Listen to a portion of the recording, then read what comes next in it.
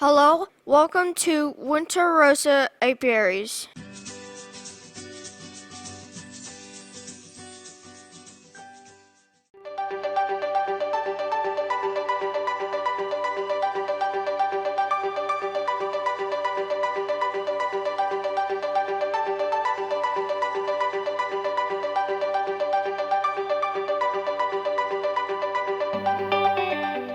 And so this is a deep frame here that's been drawn out by the bees. It was full of honey. That's why you'll see it kind of a little bit glistening because this has been extracted and it still has a little bit of residue. It's still kind of wet. I just extracted this last week, and this is what they do. And you'll see also different sizes of boxes.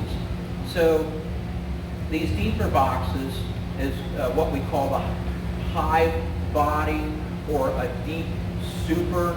A box is just considered the word super. And this is the largest one, so we call it the deep. And then when we have boxes above it that'll be smaller, that we have a medium and what we call a shallow, and that's where we collect honey from. But down here is what we give the bees, and and the queen will lay her eggs in, and will store their extra honey that they need. Okay. Then, when they've built up in the summer, we will then, and as they're growing, we will then put on what we call a queen excluder.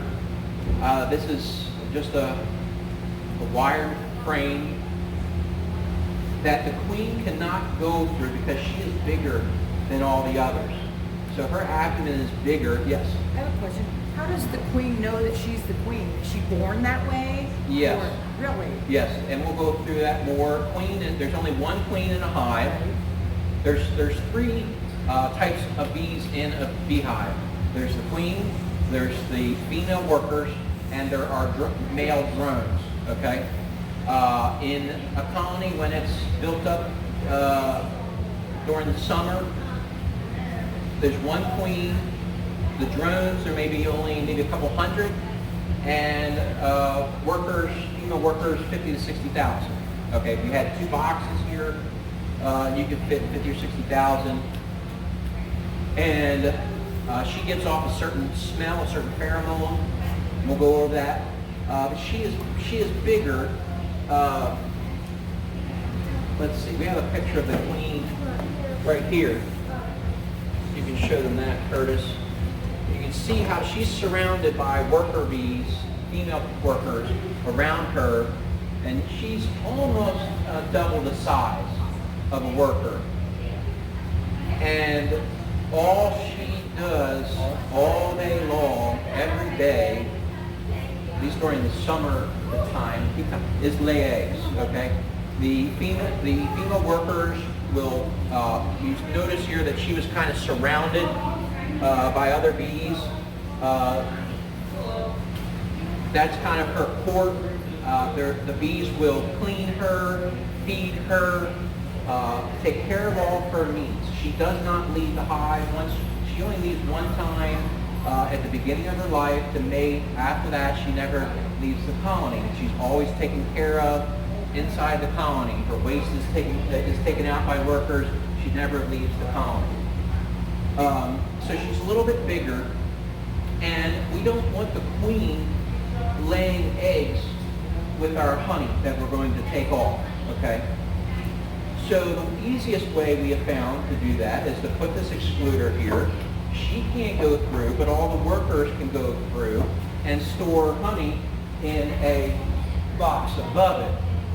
So we would stack the box above, and you see that this is a little bit smaller. This is a medium-sized box, and then there's one that's even shallower I don't have with me. I don't use a lot of shallows. I use mostly mediums. And you have frames in here, just like this. This holds 10 frames side by side in here. When that starts to get full, we'll put another one on top. Now we don't wait till it completely gets full because if you do not give the bees extra space and they get too crowded, they will want to what we call swarm. Swarming is basically a dividing. It's nature's way of the bees reproducing and building and having more hives. That's their number one thing they want to do is swarm. As beekeepers, we don't want our bees to swarm though because we're going to lose half our bees to the wild, okay? So we do management to make sure that they're happy where they're at. And one of the ways is keeping ahead of them and making sure that they have enough room, okay? And so when they get to like frame 7 of the 10, we'll put another box on, all right? Always keeping a step ahead of them. Now, that's kind of the structure of the modern hive. You saw this is just what we call a telescoping cover. It just covers over top to keep the elements and everything off of that. That's a swarm. And that's the basics. That's the basics of the hive. You have an entrance board down here where they come in. And at different times of the year, we might close the entrance. You'll notice there's a little strip here of wood, and we reduce the entrance when they're in the height of their population during the summer. We might have that totally open, give them plenty of ventilation, plenty of space for them to come and go. But when if you're starting out a hive and it's small, you want to give them a smaller entrance so they can defend their colonies easier. They don't have to have as many guard bees at their entrance to fend off other bees and other predators. And so we help them by reducing their entrance. During the winter, we'll give them a reduced entrance. We normally give them something that mice can't go in. Mice love to go into a warm hive and cause a lot of destruction, eat the comb and things of that nature. So the way to help with that is we'll put on an entrance reducer with just enough space for the bees to come and go, but not big enough for mice to come and go, okay? Yes. There's a lot of different predators. I mean, there's raccoons and squirrels. Yes. How high do you go with your hive before you start It's a good question. So typically we work a two deep for them, and then the honey supers we will continue to stack up through the summer. I have ones that have 4 or 5 of these. Really, it's up to you as a beekeeper. There's a couple things.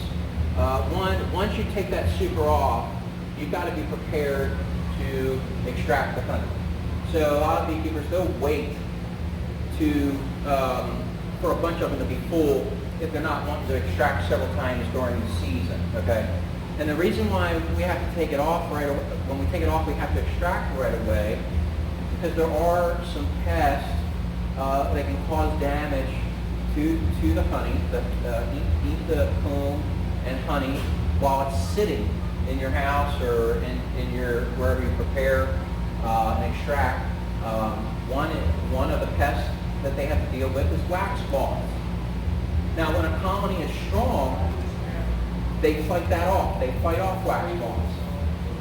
And if there's wax moths that come in, they kill them, they keep it under control. But when you take a whole box off, and there might have been, wax moths could have laid some eggs that you don't know about, that you can't see. And if they would have developed inside the hive, bees would kill them.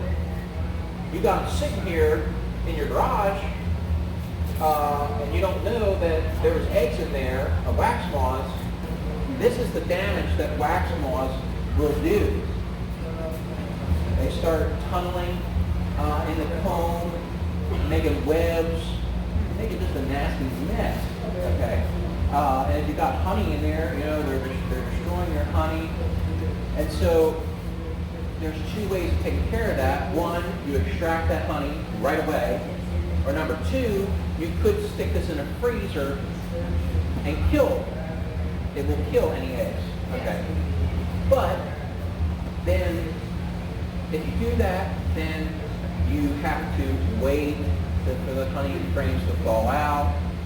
You know, so some people don't want to have to freeze the frames, you know, to do that, because you're not going to spin honey out of combs when they're cold.